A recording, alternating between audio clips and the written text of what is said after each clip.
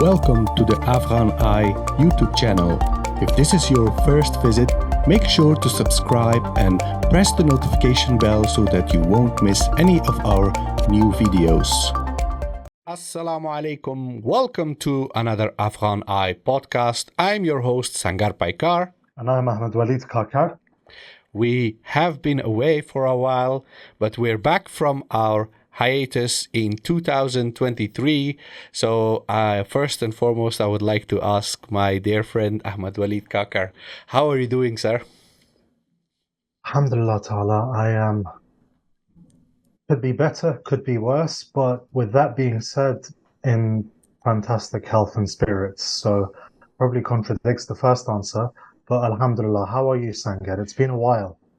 I'm doing well, going through a lot of stuff, very busy since our visit to Afghanistan 3 months ago.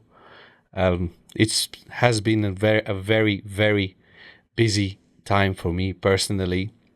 How about you? Basically the same thing here. It's been a very busy couple of months since we returned from Afghanistan. I was ill for quite a bit. I think everyone has been ill this year, the winter of this year.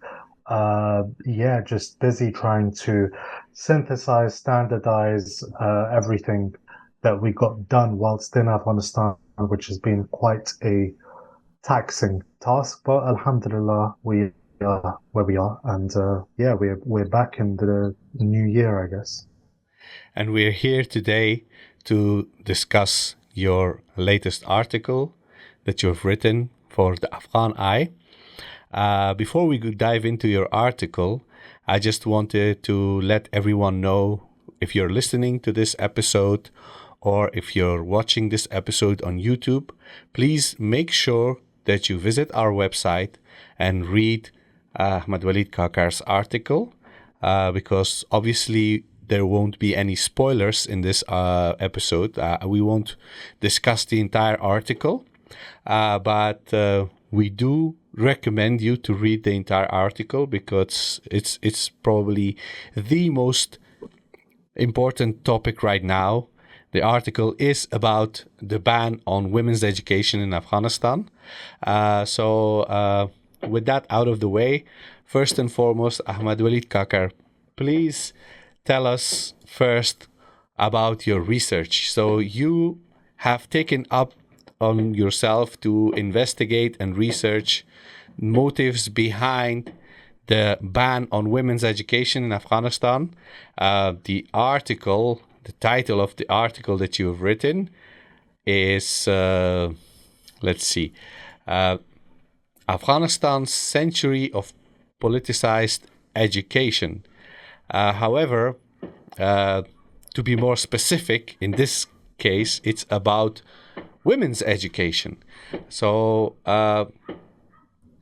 why did you decide to research this topic? Please explain. So, of course. Well, first of all, is that the reason that I decided to take it upon myself was, like the Durand Line article, I'm going to quote the podcast on that article where I said I was dissatisfied with how things were being covered. That for a variety of different reasons. One of them is obviously the widely held perception that this is, let's say, a Taliban specific problem, which if you read the article, you will understand that it is not. And secondly, because the entire philosophy, the zeitgeist, if you will, of why you and I took it upon ourselves to set up the Afghan Eye and to have our own channel and to have that level of independence is because the two of us together were dissatisfied with the way in which Afghanistan was being covered by the mainstream media. Now, for me personally, that reached its apex on the BBC, where a guest, let's say, of Afghan origin came, and in response to a very poor question by the presenter, gave an even worse answer that said Afghan men, quote, stand behind the Taliban, unquote, in their policies toward women. And I thought to myself, I saw that and I thought, if you had said that about any other ethnicity on an international fora. For example, black men stand behind XYZ, right? Indian men, whatever it is, right? There would understandably and rightly be a level of accountability and backlash. But when it comes to Afghans, it's just business as usual. So that was the apex for me. But prior to that as well, you know, there was, I felt in the historiography of Afghanistan, as someone that's read a lot of history books, I felt that there was a lot of nuance that was missing. And that historiography, of course, informs contemporary coverage as well, which naturally translates into Afghan men are this and Afghan men are that. So, the dissatisfaction of all of those things put together is why I took it upon myself to write this article. And then when I was in Afghanistan as well, there were certain things that I saw in which I thought, what I'm seeing here on the ground as someone, let's say, that's situated between two cultures and able to communicate the expressions and the wisdoms of one to the other, I felt that wasn't being communicated efficiently. And lo and behold, I wrote my own article on it. Now, we know that this is a very sensitive topic because a lot of people are responding very emotionally to this ban. And what I also notice is that when you try to explain the motives behind the ban, people see that as justifying it. How would you respond to that? Well, it's really simple. If you want to change my mind, clenching all of the muscles in your body, in your abdomen, and soiling yourself in my Twitter mentions is not the way to do it. If we want to have, if first of all, one of the things that I say in this article is that the constant reference lazy to, let's say, Hegel's terminology of progress versus backward. And I said that, Afghanistan's not gone backward since August 2021 in the same way that it didn't go forward during the American occupation, because had it been the case, we wouldn't come back to square one where we're still divided by the same issues, albeit, of course, we could say that the majority of Afghans are not in favor of this ban. The fact of the matter is that the same issues keep propping up as points of contention. And if they keep doing so, then by definition, we have not moved forward or backward, and we have not progressed or regressed. We are stuck where we were. So the only way in which we can, smooth over these differences and actually progress and move forward is, as difficult as it may be, to understand all of the complexity and all of the history and all of the baggage that all of these different ideas and notions have come to represent. Okay, so let's just dive into your article. You have basically based your analysis on what Sheikh Abdul Hakim Haqqani has said in his book. Most people have no idea who Abdul Hakim Haqqani is. So maybe you can give us a little bit of a background so we get to know who this man is, since his opinion and what he describes as reasons for what the emirate is doing is important. Give us his background. Who is Abdul Hakim Haqqani? So, just to clarify and just to sort of break this down, the article is basically written analyzing the current situation in Afghanistan with respect to girls' education through a book that Abdul Hakim Haqqani wrote and published in April 2022. The book is, like I said in the article, it's a watershed. It's groundbreaking in the sense that this is the first peacetime attempt of the Taliban to articulate on their own terms their philosophy toward governance. Now, whether those terms are flawed or perfect is beyond the scope of this discussion, but on their terms, this is essentially the closest thing to a manifesto that we've seen from them since their emergence on the political scene. So Abdul Hakim Haqqani, as per this book, there is a biography dedicated to him in the introduction. I don't remember the biography entirely, but born, let's say, between 1960 and 1965. So he's about 60 to 65 years of age, within that age range. And he spent much of the last 30 years studying in the various madaris or religious seminaries in Quetta, in Peshawar, in Karachi, and so on. So he is not, if you will, a fighter, someone that spent a lot of time on the front lines. Rather, he is a scholar, a man of the pen, if you will. And he is an Ishaq Zay from, I believe, Maywan district in Kandahar, the son of a local imam as well. And so his life and his story itself is very intertwined with that of the Taliban. He is, as I mentioned in the article, referred to as Ustad al-Ulama, or the tutor or the teacher of scholars, and he's been the personal tutor to all three Taliban leaders thus far. The extent to which can be demonstrated by the fact that Amir Hibatullah Khanzada reportedly defers to Haqqani in issues of religion, which is significant because Hibatullah Khanzada is also a Sheikh al-Hadith, which means that he himself enjoys and boasts his own religious credentials. Notwithstanding, he still defers to Abdul Hakim Haqqani in this. And his rank is exemplified and is on display by the fact that he is the Chief Justice. So if the Taliban are to create their utopian Islamic emirate, it will be through the office of the Chief Justice, Abdul Hakim Haqqani, that they do so. Now, for the listeners, people who don't know, they hear Haqqani and they will obviously assume that he is part of the Haqqani network. He's Anas Haqqani's uncle. Please explain what is the relation between Abdul Hakim Haqqani and Sirajuddin Haqqani and all these others, because I'm sure there are people who will have some kind of misconception about that. Well, you see, in Afghanistan, there are a great many graduates from a certain madrasa in Pakistan called Darul Uloom Haqqaniya. Haqqani itself means someone that is Haqqaniyat, like the truthfulness, the most loose translation that I can use for Haqqani is to be truthful, to be authentic in a way. But essentially people that have graduated from that seminary in Pakistan oftentimes adopt that madrasa's surname as their own. So the reason why Sirajuddin and Anas Haqqani have that surname is because their father was an alumnus of Darul Uloom Haqqaniya, and Sheikh Abdul Hakim has also studied.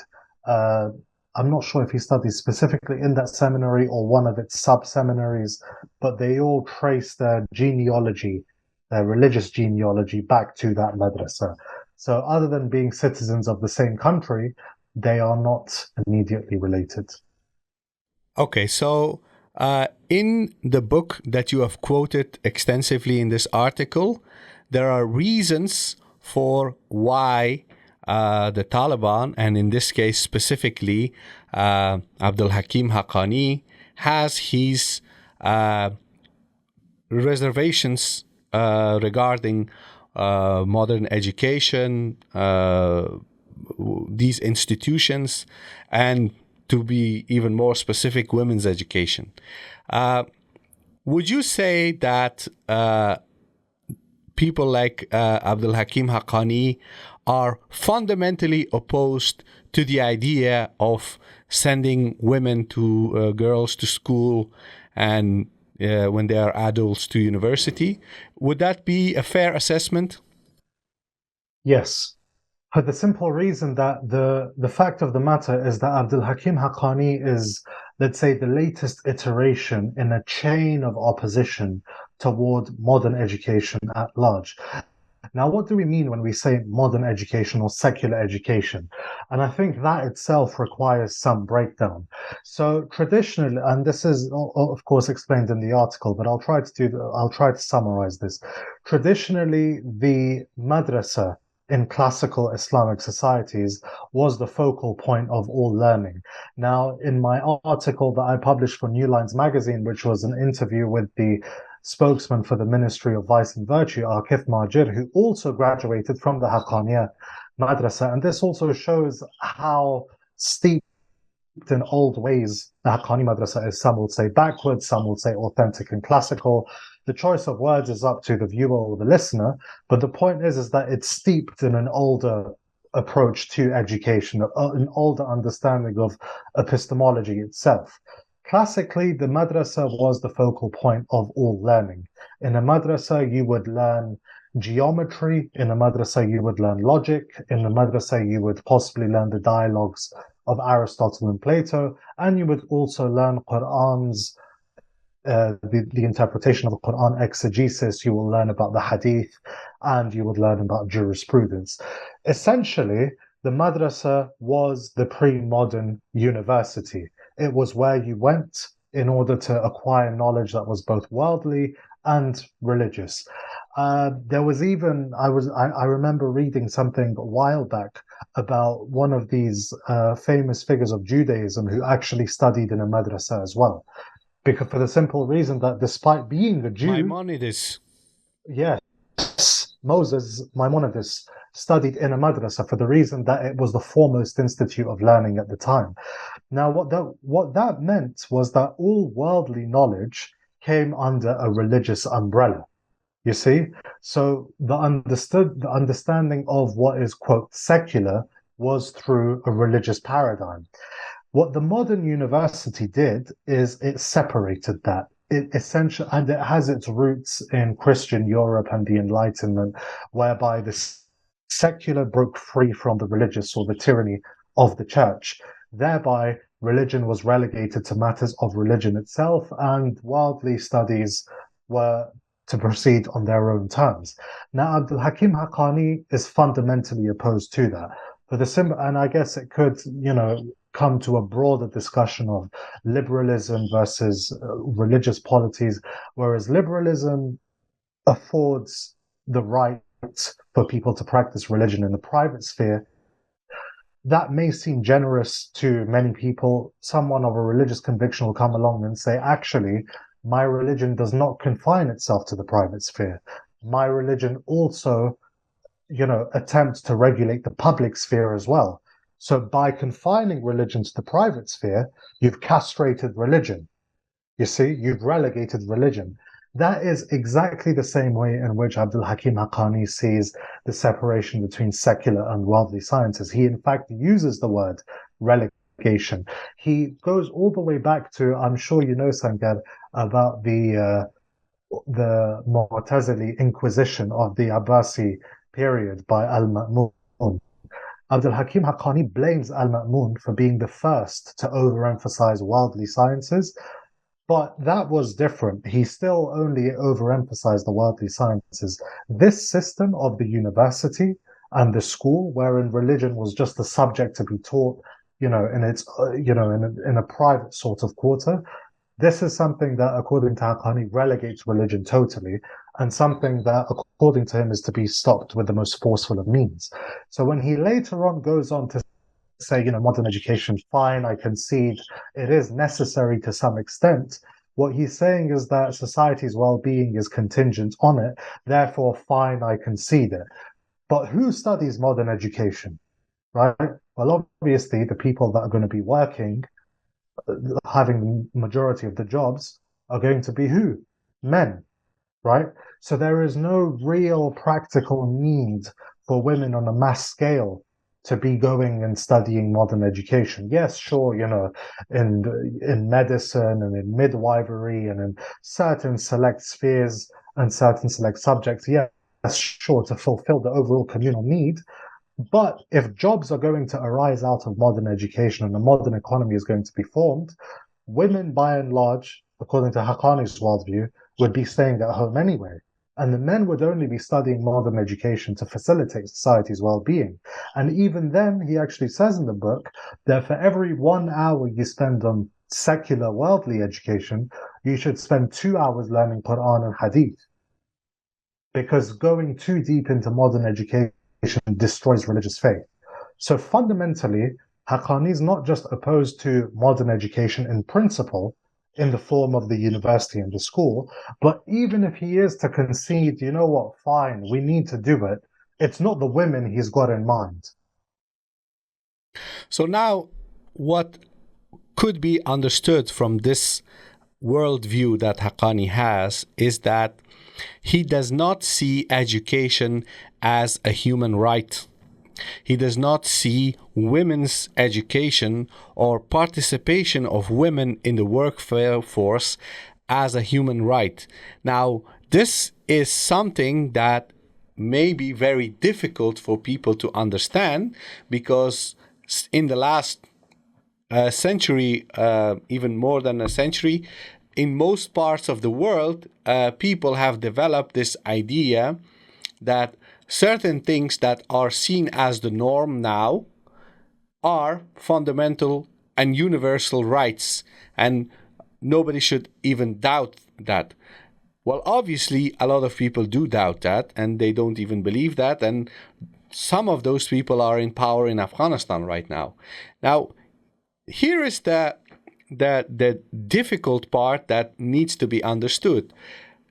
Does this mean that if someone rejects the notion that education or participation in the workforce is a human right, does this mean that they do not believe that men and women are equal? And if that is the case, could we see this ban as a direct act to limit rights of women and oppress them? How would you respond to that? Well, I think what it fundamentally comes down to is the fact that we live in a world, maybe it will change in the coming decades, but we live in a world, you and I, Sangar, both of us, in which liberalism is the predominant. I know you grew up in Soviet-occupied Kabul, but since you've come to the Netherlands, at least, you will agree with me that liberalism is the predominant ideology, zeitgeist of the world within which we live. Now, that may change in the following decades, but according to the prevalent understanding of liberalism, because there are obviously different strands, what we believe in are natural rights, human rights, that every individual has certain rights. In the American Declaration of Independence, everyone was created equal with certain inalienable rights, right? Now, that is not a philosophy to which Haqqani adheres.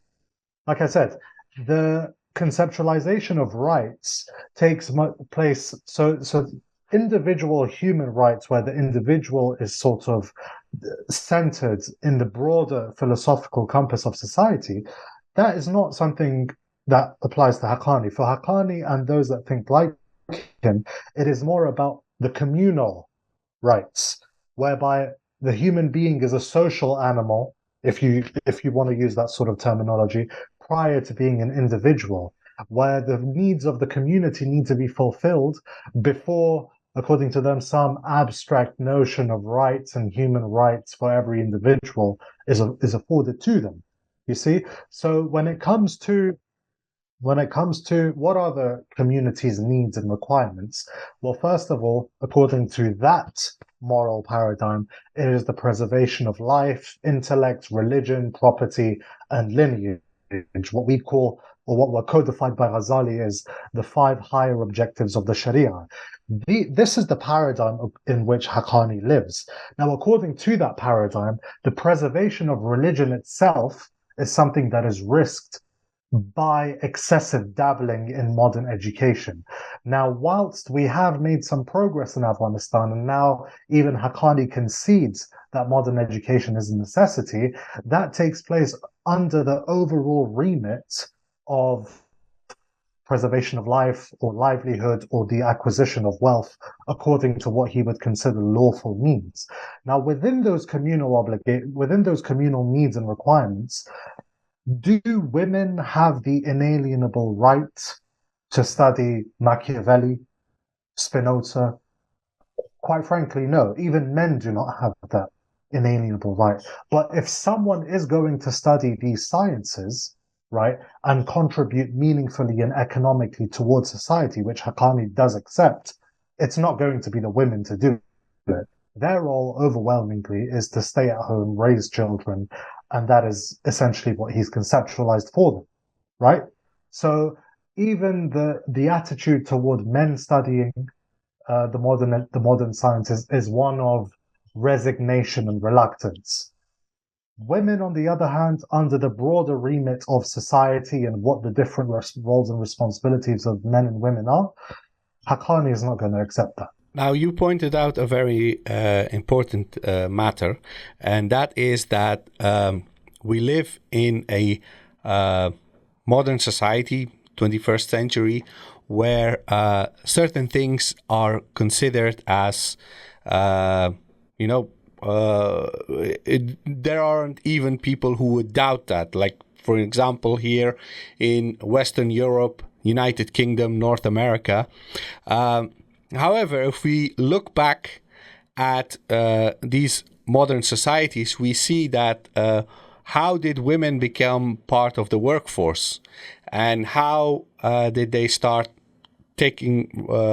participating in education? All these things had a historical context. Like, for example, the First World War was instrumental in reforming societies, especially Western societies, in a way where they depended on participation of women in the workforce, because there were a lot of men who were either on the front lines or they were killed. So women had to fill the roles of men, and it was a necessity. And because women started working in factories and earning, they started unions and demanded rights, such as the right to vote. But now, retrospectively, in Western societies, they would like to, create this impression that they granted women their rights because they believe that men and women are equal, and that obviously everyone should accept that that's the case, and that women should work. And what we also see here in this conversation about women's participation in workforce or in education is that people assume that Afghanistan is exactly like a lot of other countries where a woman in Ghor's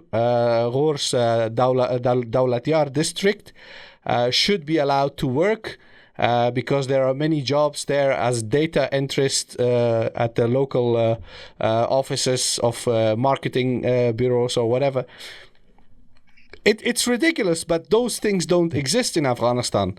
Afghanistan has never gone through industrialization, and people in those countries, if you go there in those rural communities and you talk about women's right to work, they will look at you like, what do you mean work? The whole concept of women working outside the home and earning money sounds ridiculous. But if you go to Kabul, obviously Kabul is a modern city. There are people who have been going to school, men and women, for the last 100 years. And there are also many educated women and men. And this creates a stark contrast in Afghanistan. This creates a clash between the rural conservatives who have not gone through those stages, and then the urban the urban elite who are in a total different paradigm. Would you say that the Taliban government is basically a reaction to the changes that have gone, the changes that have happened over the last 100 years in Afghanistan, and basically they are trying to reverse all the changes of the last 100 years in the cities by imposing these new restrictions? Or would you say that that's an unrelated issue? No, I'd say that it is that impulse is certainly there. However, I wouldn't go as far as saying as, they want to impose sort of their tyranny and undo the past 100 years. Now, is there an argument to be made that what we conceive as modernity and what many people in Kabul would conceive as being normal, are there elements within the Taliban that are at deep unease and discomfort with that? Yes, absolutely. Is that represented and reflected in policy to some extent. Is it enough, though, to say that, this is, the only thing that the Taliban are about? No, absolutely not. And it comes to a wider point of, so it's not just, for example, the let's say the philosophical and the epistemological objection toward modern education to one side. That isn't actually unique to Afghanistan. Other Muslim societies have had the same thing. You had, in the Indian subcontinent, you had Sir Syed Ahmed Khan and the Agha Khan, and you had their opposition. So these debates, in and of themselves, are not unique either to the Taliban or even to Afghanistan. They've happened elsewhere. Have they been resolved satisfactorily? Maybe, maybe not, beyond the point of this discussion. But why is it that in Afghanistan, 1 century later, it's still paralyzing us? And that's the other point to which I come in this article. It's because of politicization. It's because when an idea, it becomes a political stick with which you beat your opponent, what happens after a while is that when the baton of political power passes to your opponent, he creates, for lack of better terminology, the anti-stick and does the same thing. So when it comes to women working, we can all broadly agree that, let's say, 100 years ago in Afghanistan, the idea of women leaving their house to go even, the most they got was going to the local imam, right? And that too happened under strict gender segregation. The idea of women coming out and participating in the economy and having a working life in Afghanistan, just as in the West, is a very modern concept. And it came about, unfortunately, in circumstances in which the woman who came out to work was lauded as political progress. And eventually, that political progress became manipulated into enforcing a social agenda with which the vast majority of the country was uncomfortable. Therefore, when the tide turns, the idea of the woman coming out of the house and being undressed or relatively undressed, it does a 180, the woman is locked back in the home and is forcefully dressed once more. And it's the same thing with education here as well. And the two, to some extent, tie into each other, because I said in the article, education itself was, and it's from the horse's mouth, it's from Cheryl Bernard, it's from George Bush, right? This isn't me. Education itself was there to foster an understanding of women's rights with which people like Haqqani and others like him fundamentally disagreed. You see? So I wouldn't say that. I think there are obviously elements within the Taliban, and we do hear about internal divisions and a lot of dissent and a lot of disagreements amongst them. So I don't think it's fair to say that as a movement entirely, this is what they are characterized by. But let's say, the faction of Haqqani and those that think like them, is there a very deep unease with the idea of women coming out of their homes to participate in modern life and economy? Absolutely, because I said that on Twitter as well. These are people that even don't like the idea of women going to the masjid too much. So going to the hairdresser and going to work in the bank and going to work for the premier marketing agency in Kabul is a whole different paradigm altogether. Okay, so here is an interesting point. You said that basically women's education and women's participation in society was seen as a political stick. And the progressives and the liberals and the communists and the Democrats in Afghanistan, whenever they wanted to show how much they are better than their opponents, they would use women as a token to show the world and show everyone, look, we are civilized, we are better than the savages, we allow women to do this and do that. Well, obviously, that doesn't sound very respectful towards women, because basically they're using them as a tool, but it does have very deep implication for the lives of 50% of the population in Afghanistan. Now, what I would like to explain here, most importantly, is that when the Americans invaded Afghanistan in 2001, you had a lot of institutions that were created in Afghanistan with the sole purpose of promoting human rights, women's rights. And they were promoting these values in Afghanistan. They were telling people who attended all these courses and education facilities that were created in the last 20 years to adopt these ideas that are seen as the standard, as the norm in Western society. However, what didn't happen is the entire progress of centuries that was basically the motor behind these moral and social values that have changed. Now, the argument here is not to say that one is correct and the other is wrong. The argument here is that if you are going to promote certain values, you have to understand that those values have turned into the norm in Western society after 300 years of progress since the Enlightenment, the French Revolution, all these things that have happened, they have contributed to a change of perspective on the purpose of life. Why are we here? What is the purpose of our existence? And what are we supposed to do with our lives? All these things have changed in Western society. And that's why people have certain beliefs and ideas now here in Europe and in North America and other Western countries. When you have a country like Afghanistan that sort of got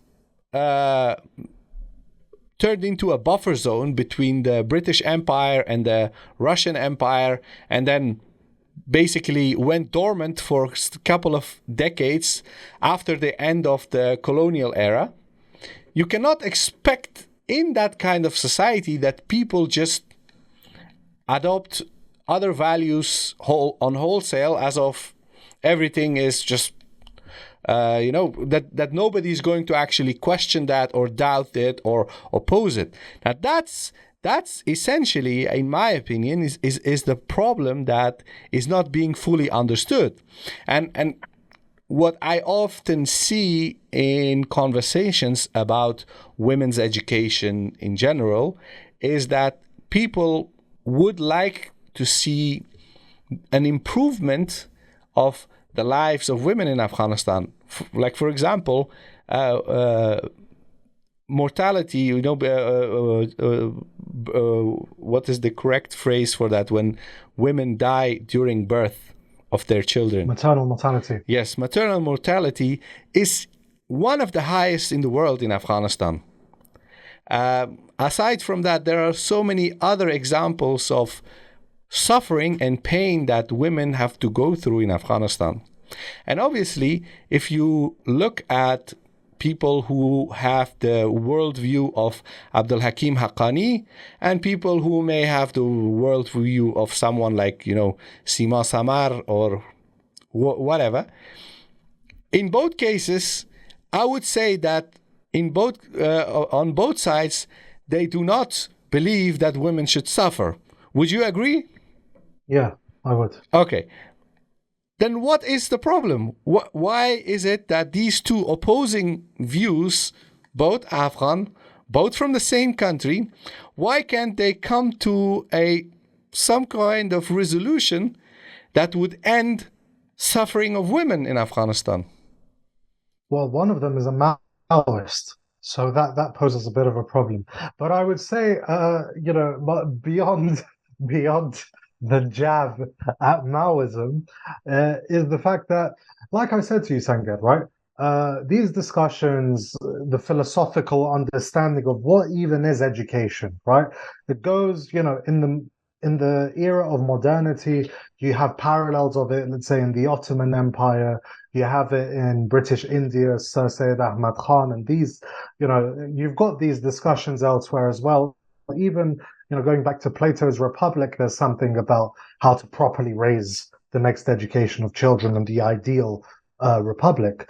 But the problem that we've got in Afghanistan is that whilst these discussions are not unique to us, we as a country never had the luxury, and this is something that I've mentioned in the article, we never had the luxury of just sitting down and sorting these out amongst ourselves because of the erraticism and the extremity of attempts to implement one vision over the other. And invariably, the attempts at implementing one vision, that vision tended to be the progressive, the liberal, the secular. You had Amanullah Khan's reforms in the late 1920s, which for a generation almost basically tainted the idea of modernization in and of itself. You had communists that were inspired by the same Amanullah Khan, which I've also referenced in the article, by the way. There is a philosophical, ideological continuity here, despite the fact that someone's going to come and say that I've been paid by the ISI to denigrate the one hero that Afghanistan's ever had. No other hero. There's just Amanullah and the tricolor flag. Everyone else and everything else is crap. But there is a philosophical, ideological continuity here, and even the language that they used was identical. Now, we know what the communists did, and what I said in the article as well is that their means were greater than Amanullah's, but so also was their willingness to subject Afghanistan to the ideological and military power of the Soviet Union. Whatever Amanullah Khan was, fine. He was a nationalist. Whatever. I don't think he'd want a Soviet invasion of his country. Maybe, but I don't think so. The communists went that one step further. That destruction that the communists coup d'etat and the Soviet occupation wrought on Afghanistan is something from which we still haven't recovered. On top of that, we had another 20-year occupation, which was, albeit far less bloody, was characterized by attempts at social engineering. And I know a lot of people are going to get very angry that I used the phrase social engineering, just like at one point they would also get angry when we would say occupation, right? But eventually social engineering will come into it. And there's actually a book by the American scholar at the University of Chicago. I know you've read the book as well. I forgot the first name, but it's Mearsheimer. It's a German surname, where he's basically critiqued the post-Cold War attempts at exporting liberal democracy and the concurrent social engineering abroad. So that social engineering in Afghanistan, like you said, all of these organizations, you had Cheryl Bernard's policy proposals on moderate and modern Islam that, using curricula to emphasize non-Islamic culture and pre-Islamic culture. At no point here in the last century is there ever even during the Musaiban era, education remained, German high schools, French high schools, British high schools. There never really has there been an attempt to Afghanize the educational system and curriculum. And this is key to our problem. This is why Abdul Hakim Haqqani, in his book, amongst others, conceives education itself as being something that's foreign, right? This is essentially our problem. These discussions and these debates are not unique to us, but the circumstances in which we keep getting foreign superpowers and local clients who are blinded by ideology and who bring untold levels of destruction to the countryside, this is unfortunately unique to us. And it's something, the legacy of which we're dealing with currently.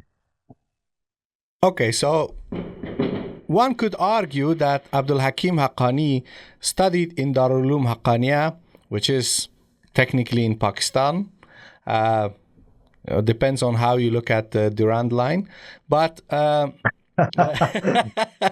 but Abdul Hakim Haqqani, his beliefs, his values, his worldview and everything is not something that we could describe as the belief of all Afghans.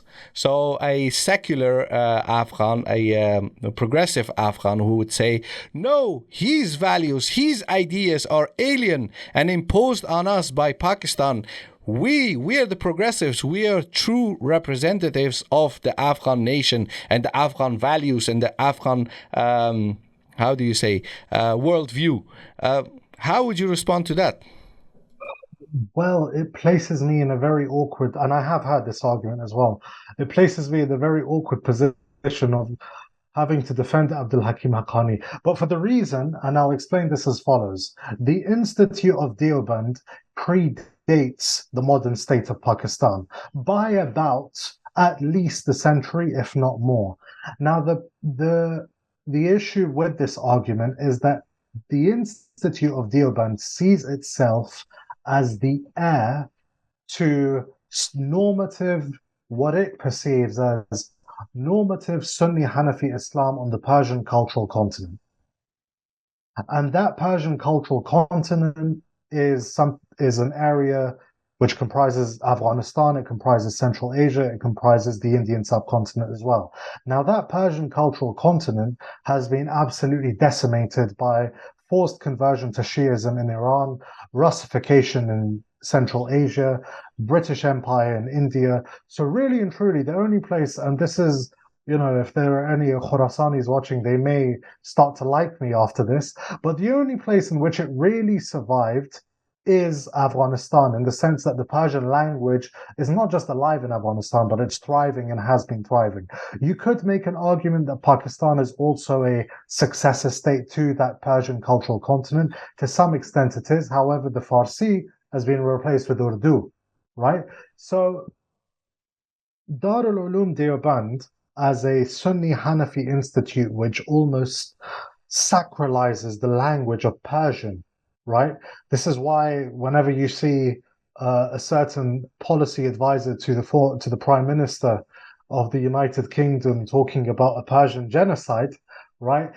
But at the hands of the Taliban, what people are not understanding here, or what they don't want to understand, is that the Taliban and the madaris that they've grown up in almost see Farsi as second only to Arabic. It is almost a holy language to them because of the amount of the curriculum that they study, which is in the Persian language. So the short story is, no, Abdul Hakim Haqqani does not see his curriculum or his training as a Deobandi scholar as being something that's Pakistani. For him, he is just as, he could be Mullah Ali al-Qari, right? He could be any of these giant Hanafi ulama from Bukhara, from Balkh, from Herat, from the Indian subcontinent. He's just the latest iteration in what is, let's say, a subsect of Persianite Islam. Very interesting. I'm sure we will gain a lot of Khorasani subscribers now. But in any case, I think that it is important to basically explain that in a society like Afghanistan, you will always have extremely different worldviews and beliefs. Like, for example, even within the Taliban movement, we have seen numerous people, including ministers at the current government, who say that all women and men should be able to go to school and go to the university. There is even a video circulating right now on Twitter of Minister of Mines and Petroleum, Shahabuddin Dalawar, who stated explicitly in Doha 2 years ago that the Taliban support women's education from primary school all the way to obtaining a PhD, a doctorate. Now, obviously, a lot of people will assume that he was just lying and trying to deceive people, but we know better. We know, we have sat down with Taliban in Kabul with a lot of these figures. You have even traveled all the way to Musaqala. Yes. So the deep south, where basically the most conservative people allegedly live in Afghanistan. And even maybe you can tell the story because you've been there. What was the attitude of these ultra conservative Taliban when you mentioned girls' education? Tell us about that. So I spoke to a few, and as you'd probably be able to expect, there was a divergence of opinion. Some of them yes, some of them no. But the ones that were saying no, so the story that I have is we went to Jari district in Kandahar, and we were essentially going around a series of villages in an area called Pashmun, where in 2006 Operation Medusa, led by Canadian forces, had taken place. So we were going around these villages. The only girls' school or secondary school in the district lay in ruins, and across the district seemed like the cash crop was lavender. Everyone was harvesting lavender. So we spoke to one family who had a former militiaman, as one of their sons was a former militiaman, and they were living about 100 meters away from another lavender farmer who turns out was a former Talib. Now, the former Talib said, and I mentioned this in the article as well, I don't have any problem with girls' education or my daughter going to school, even up until the 12th grade. And then he added that, as long as this doesn't conflict with the Sharia. And, if you're well attuned to certain figures of speech, you start asking yourself, why would you say that? Like, if you ask a middle-aged Pakistani accountant in the UK, are you okay with your daughter going to school? You'll probably say, yeah, why not? Knowledge is obligatory. The obtaining of knowledge is obligatory. Nowhere, in the UK, very rarely would you come across anyone that's saying, as long as this does not conflict with the Sharia. And I'm sure you'd agree as well, Sangar. If you ask a Dutch Muslim, they're probably not going to say that. So the fact that he said that instantly in my mind set off a question. Why do you think that there could be a scenario or a circumstance in which it could potentially conflict with the Sharia?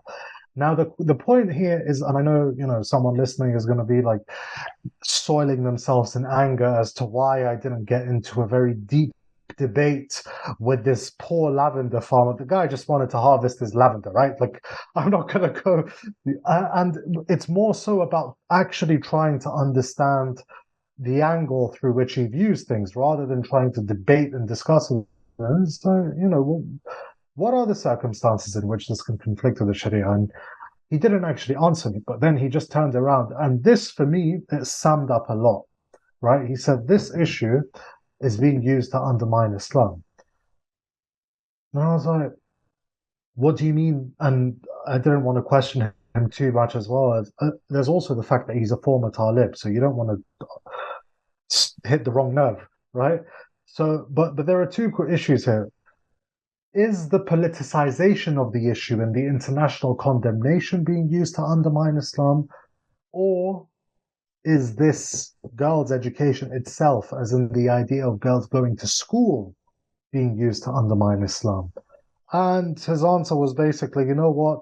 Both, right? Both of them. But I'm not opposed to girls going to school, but I also believe it's being used to undermine Islam. Now, that is just one encounter. There have been obviously many other encounters. I've obviously spoken to Taliban that, have been saying, please raise your voice and condemn this ban so it increases pressure, right? The response to that is, well, if Khalifa Saib can't change the Emir's mind, who the hell am I?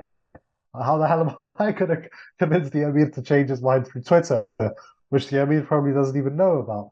But this is just one conversation, right? So you see that the idea of girls' education, it's just something viewed through the lens of suspicion, at least according to this one lavender farmer in Jari. Now, you may say, we need a Gallup poll to decipher how many people in Afghanistan think like this. And I would say, you know what, probably you could, but you're probably not going to be able to. But it's one interaction that I felt that really stood out to me. Great. Okay, so now let's wrap this up and with the following. Okay, so we are at a stage where a lot of people are depressed. Basically, all my contacts in Kabul, I don't even bother talking to them because I'm afraid either I will make them more depressed or they will make me more depressed. So I sort of I'm stuck in a stage where, I know that people are really, really unhappy with this current situation. But considering all the things that we know about changing attitudes and beliefs, even with the lavender farmer in Jari, could you say that this ban is permanent and this situation is not going to change? Or are you saying, well, there is light at the end of the tunnel? You see, Sangar, one of the blessings of studying history is that it gives you a lot of foresight. So when people say, I'm going to make a totally irrelevant point here, but I'll come back and circle to the point. When people say that, girls and boys, doesn't matter, children, let's say children, non-binaries, everyone included, they all have an inalienable right to education. The question is, what becomes education? They mean state schooling up until the 12th grade, right? Now, who gave this right and when was this right conceptualized? Because let's say when the American Declaration of Independence was written, I'm sure that they didn't have this right in mind. Back then, even the black man was created equal, but the black man was not a man, and the woman was certainly not a man, right? So And most importantly, people will then, if you say this, they will say, but the first verse of the Quran was Iqra. So of course, obviously, we don't even need the Western ideas and of values. course. It's in the Quran. So, But then the question becomes that Amir hasn't gone around burning all of the bookstores. You can still Iqra. The point I made. So the point is that this conceptualization of children having the inherent right to study in a state school from the grades 1 to 12, right? It's something that's very recent and it's indicative of a modern economy in which these children are supposed to go on and produce value in the economy and become skilled labor, right? Now, this is a stage of industrialization that Afghanistan never went through. And if this is an inalienable right, it's a very recent one, right? So, bearing that in mind, right, this is something you'll only really be able to grapple if you've studied history to some extent. So when we're talking about where is Afghanistan going forth, one of the gist of my article and the article in the Ministry of Vice and Virtue is that contrary to what a lot of people think, pulling their hair out, this is the end. And don't get me wrong, I don't believe everything is okay. I think the decision-making mechanism, if there is a mechanism, is shambolic. I think, if it goes unaddressed for too long, it could really pose serious existential issues for the country. But the impetus to sort of cry, pull your hair out, pull your beard out, this is the end. What I'm trying to say with these articles is that we've been here as a country before, and as a country, it's taken us, and it's painful to hear. I'm not saying this is inevitable now as well. I'm not saying this is the prescription. In previous episodes, it's taken us 1 or 2 decades to get over the collective trauma of whatever we went through back then. So the historian in me, Sangar, says, this status quo is not sustainable for the long term. And even the suspension of education is ila amr sani, until further notice. Implicit in that is the recognition that there will be further notice, that there will be a second decision made. That's the historian in me. At the same time, I'm thinking, given the dire straits that the country is in, do we have a couple of years or decades to be torn apart by issues as mundane as this? You see, so my mind is in 2 places right now. I know that eventually, with enough months, years, or decades, yes, there is light at the end of the tunnel. But that's also followed up with do we have the time to go through the darkness of the tunnel to emerge out of the end? That's where I am. What I noticed is that every time the Taliban announce something new, a new restriction on women, women cannot go to the parks, women cannot go to the gym, women cannot work at Western NGOs, etc., etc. Very normal, by the way. Yes, you see a uptick in voices from groups opposing the Taliban, like even ISKP, Daesh, even they condemned the ban on schools, women's education. Obviously, you have the NRF people, the former republics, these military people. They are suddenly all back on Twitter, holding spaces, talking about resistance and sending military, support to these groups. They all see this as motives to mobilize people against the government. And would you say that if the Taliban continue with their restrictions, that this will eventually culminate to a all-out war, and that people will try to overthrow the government? Is there a potential for that, in your opinion? I think that seeing it as inevitably leading to, it depends on what we mean by war, and this is what makes any prediction very difficult. A lot of the times people make predictions, sometimes they're almost prophetic. There's like that one that was made in 1919 after the signing of the Treaty of Versailles, where the French guy said this is a ceasefire for 20 years, it's not peace, and that's what it ended up being. But the problem with Afghanistan is that there are so many variables to account for that making any prediction at this rate is very difficult. Now, will current policy toward education lead to a homegrown insurgency in any part of the country? I doubt it, personally, right? But is a homegrown insurgency the only avenue through which war can become a reality? No, it's not. And the reality, looking at where we are right now, is that this is a government with no friends on the international stage. Let's say if Qatar were to have been considered a friend at one point, even Qatar, which staked a lot of its reputation on this government, has suffered and been burnt by its association with this government and its current policies, which seem to focus way too much on making life boring for women. Qatar may be willing to mend bridges with this government and become a friend, but is Qatar alone sufficient to sway international debate? I wouldn't say it is. Is Pakistan a friend of this government at this moment? I wouldn't say it is. Is Iran a friend? No, I wouldn't say it is. Are the Central Asian states? No, not really. Definitely not Tajikistan. So the point I'm making is that if international discussion and coverage and opinion, sways against this government, where it sees that this government is actually not conducive toward the broader interests regionally, can war kick off by very cheaply helping some people cause trouble? Yes, it may, right? It's not an impossibility, and that's something with which we actually need to contend. So I wouldn't make any predictions, but I would say that the international isolation, the unhealthy focus on women, right?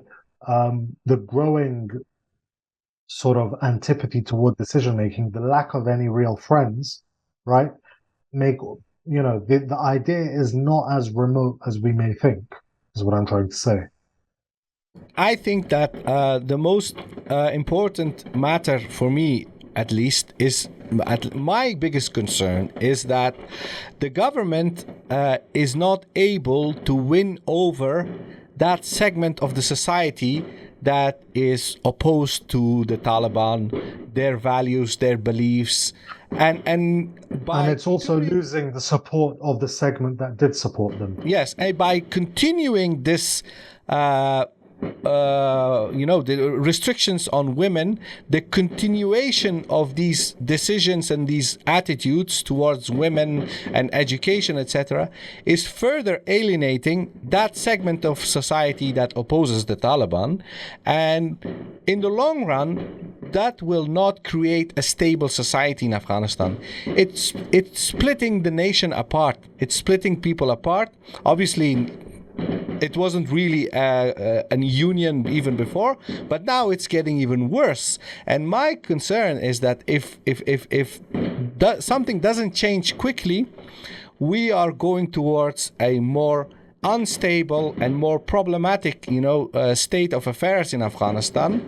And yes, I honestly don't know what to predict and what to say. I'm just very deeply concerned. Mm-hmm.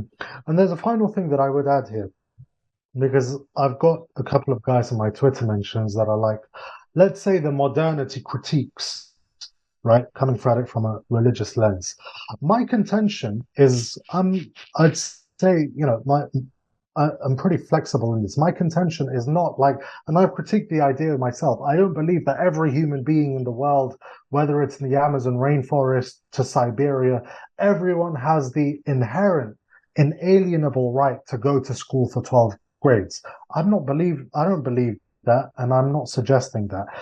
So, and you're probably seeing it now, Sangar, and we'll see it in the coming years and decades in the West as well, where the efficacy of our current education system will grow increasingly, will become under increasing question, because the economy itself is changing, and concurrently schooling and education needs to change as well. So maybe in 5, 10, 15 years' time, we won't have 12 grades go to university and come out at the age of 21, 22. It's very likely that this will happen. So I'm not suggesting that, yesterday's education system for industrialized Europe be copy-pasted in Afghanistan. Absolutely not. I believe that we would, benefit very heavily from vocational courses, from training in agriculture and, tailoring and, art in the arts and all of these sorts of things. It's not what I'm suggesting. I'm not suggesting that everyone go to school until the age of 16, but the lack of any alternative, right? So let me give you an example. Sheikh Abdul Hakim Haqqani has laid out an elaborate critique of modern education in this book. Now, philosophically speaking, right, you and I, especially knowing our disposition, we can elaborate on this, we can commend, the strengths of his argument, we can explore the weaknesses of his argument as a thought exercise. In the abstract, it's very enjoyable. But when it comes to practical reality, what is the Sheikh's alternative, right? We don't like modern education. I am opposed to the school and the madrasa on philosophical grounds, right? I want to take things back to the madrasa. Okay, Sheikh, how? The answer's not forthcoming, right? And it's the same thing with education as well. I'm opposed to modern education or modern education for women or women going to university. Okay, Sheikh, that may, good or bad, what is your proposed alternative? Nothing. Ila amr thani. This isn't the way that you govern, quite frankly. As thought exercises, it's one thing. Coming to practical implementation, right now we're not going to have any female doctors graduating in a country without maternal mortality rate. So the thought exercises we need to put to one side. There is no practical alternative here, and that's what worries me. I think this is the most important issue that basically makes this current government incompetent. They are very good at formulating what they oppose. They are very good at formulating and expressing what they condemn, what they disapprove, but they have no solutions. And this basically gives the secularists in Afghanistan like they're like, of course you don't know, of course you have no idea, of course you have Because you're absolutely a dumb no caveman. alternative. Yes, and essentially we cannot argue against it, because as long as this attitude remains prevalent, and as long as we have a leadership in the Taliban who are basically saying, oh, we don't like this, let's ban it. No alternative, Exactly. no solution, nothing, just ban it. Exactly. I'm really happy you mentioned that. This impulse to just ban things that we don't like is really, in a crude way, if you don't laugh about it, you'll become pretty depressed, right? So let's say, for example, the parks in Kabul were segregated, right?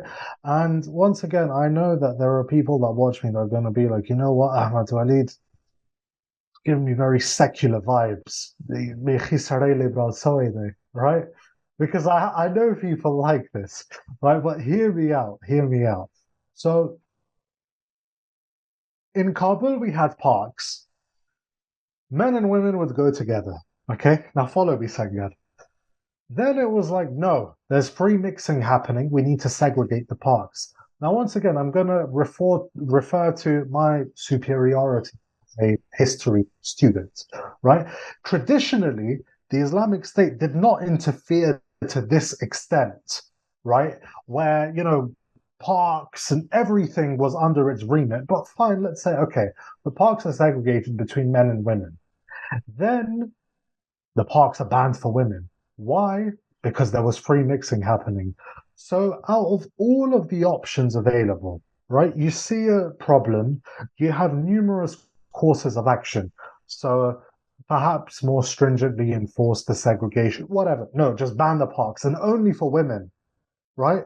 You don't ban them for the men, right? Because if there's free mixing, it takes two hands to clap. No, free mixing, ban the parks, right? The same thing with the Minister of Higher Education, Sheikh al-Hadith, Nida Muhammad Nadim, where he said, some girls weren't wearing their hijab and there was free mixing.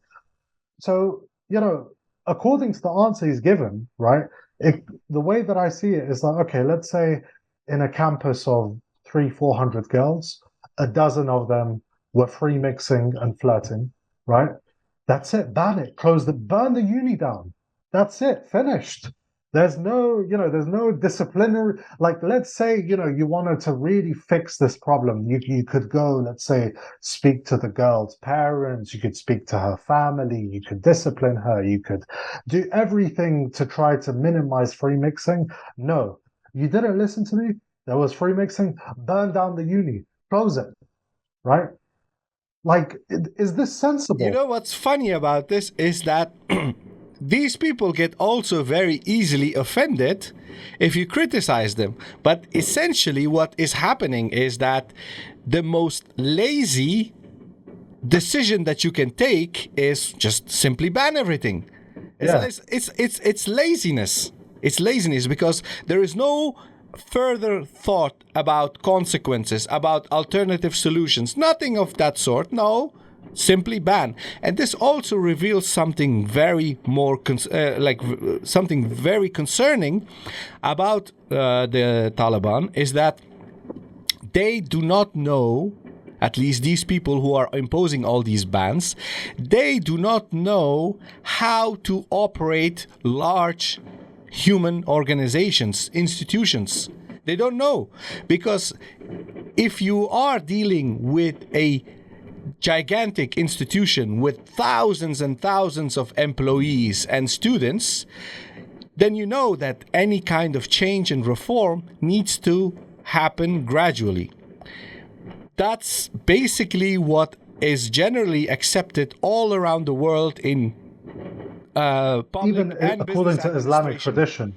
Yes, but in their case, they have no idea, they have no solution, but the only thing that they can think of is reactionary, like just ban it. Simple. Close the door and what it's finally indicative of, what it's symptomatic of, is the idea and the perception that sin can be entirely wiped out with the force of government. This idea... That's a very modern concept. Yes, using the exactly. state's power to basically create a utopian society where everything is perfect. I'm gonna quote someone, Sangar, and I'm gonna ask you who this was, right? Every action has a reaction, and every phase of high modernism bred a religious counterpart, the latest iteration being the Taliban. You. Yes, that was me. But this is the point I'm making here. When the state is basically subjected to the ideological whims of whether it's Amanullah, Taraki, or Hafizullah, a religious counterpart is bred, whereby the state now needs to have ghusl performed on it, right? Because it's in an impure state, the state has a metaphorical ghusl, washing performed on it, or a baptism, the closest Christian. I don't want to say that ghusl is baptism, but you know what I'm saying here, right? This is the cycle in which we're stuck. The other point, I'm going to quote something else here, right? And I'm going to ask you, who said this? It is also true that consensus on Hisbah was forged within radically different circumstances. What was sinful but once private can now permeate the public sphere through technology. Technology also inversely empowers the state to consider public what was historically beyond its reach and resultantly private. The augmented state confronts modern movements with a challenge, defining a more sinful, expansive public domain against a shrinking private sphere in which the state cannot interfere. The Taliban are not the first, nor will they be the last to grapple with the paradox. I would take a guess and I would say that's you. That's me. That's me. But you see the point I'm making here, right? This historically, the state has never been this. Very rarely has it been as interventionist in public affairs as we are seeing now. And yet, this understanding that we can ban sin by using the power of the modern nation state, right, is historically, this is totally anachronistic here. And it materializes in, well, girl and boy exchange WhatsApp numbers, ban the uni, right? Only for the women. Obviously, you don't ban it for the men, only for the women. And that is where we are. When I read your article before it was published, the first thing that came up in my mind was our podcast about Amanullah Khan 2 years ago. So in that podcast, at the end of it, we had a segment where you and I were talking about how the communists, Amanullah Khan, and the Taliban basically are repeating the same mistake again and again. And that was 2 years ago. Afghanistan was still occupied. There was a government in Kabul. The Taliban were still in insurgency. And then 2 years ago, we made this point. We didn't know that the Americans are going to leave so soon, and obviously we had our ideas that it's going to happen, but we were not 100% sure that that's going to happen. But we are also not aware of the fact that when the Taliban come, they will do this kind of things. But the attitude that they have from their previous era is the exact same as now. We're basically dealing with an ideological movement that has a utopian view of how to govern a society. And basically they're doing it again in the exact same fashion as they did 20 years ago. Would you agree? I would agree. The only thing I would just add to that is that the inevitability of this continuing for the coming months and years is not guaranteed. Because what we're currently seeing is the increasing assertiveness of, let's say, the circle of the Amir, which became evident after the school closure in March 2022, when they were initially promised to have been reopened and then they were promptly closed soon thereafter. That was followed by edicts by the Ministry of Vice and Virtue, the practical implementation of which was very weak. It was subsequently clarified as advice, but the signs were there. Then there was the recent instruction upon the explicit direction of the Emir for judges across the country to re-implement capital and corporal punishments, whether it's stoning or amputation or lashing. Now, those punishments are not unique to Afghanistan or even to the Taliban, so they're unlikely to arouse much opposition. And then we saw the ban on female university education that you and I had reported to us, but which was still not confirmed. But the writing was on the wall when Sheikh Al-Hadith Nida Mohammed Nadim was appointed as Minister of Higher Education. All of these things together are signs of increasing assertiveness coming from Kandahar. And I don't want to say Kandahar because people like Mullah Maulawi Yaqub and Mullah Bradar, who are also from Kandahar, are not part of this clique. This is, let's say, the old man clique, the heavyweight old guard clique of the Taliban, who are currently exercising almost monopolistic power on the direction of the country. That power remaining in their hands is not an inevitability. This isn't me saying they're about to split up and Sirajuddin Haqqani chase the Emir to the Iranian border, but in movements like this, change is slow, change is incremental, but change is also very abrupt. So currently, all signs indicate that this is the direction in which we're heading. Is it a foregone conclusion? I wouldn't say so, especially not in Afghanistan. Nothing in Afghanistan is a foregone conclusion. And on that note, we would like to wrap this episode up. Thank you all for listening. Nice background, Sangar. Thank you. We're still working, trying to build something slowly but surely. Afghan Eye is becoming more sophisticated. And to our listeners, to our patrons, people who have supported the Afghan Eye for the last 2.5 years, we would like to thank you all for all your support and continued support. We have been to Afghanistan. We've shot 2 short documentaries that will be published in 2023. Soon, inshallah, but you have to be patient, bear with us, because as we have already discussed in the beginning of the show, we have also been busy on the home front, and when we are ready, when we are able to, we will obviously publish more content. We're back. We are going to do live streams again. So thank you all for your support. And if you like to become a contributor, if you would like to support us, please visit our Patreon page and become a patron. You can alternatively also do a one-off donation via PayPal. The links of our Patreon page and PayPal are in the description of this show, just like the link to the article that we have discussed here today. And once again, thank you very much for listening. Waleed, thank you very much. And until next episode, take care. Thank you for having me as your guest, Sangar. You're welcome. Until the next episode, take care of yourself and each other. Wassalamu alaikum wa rahmatullah.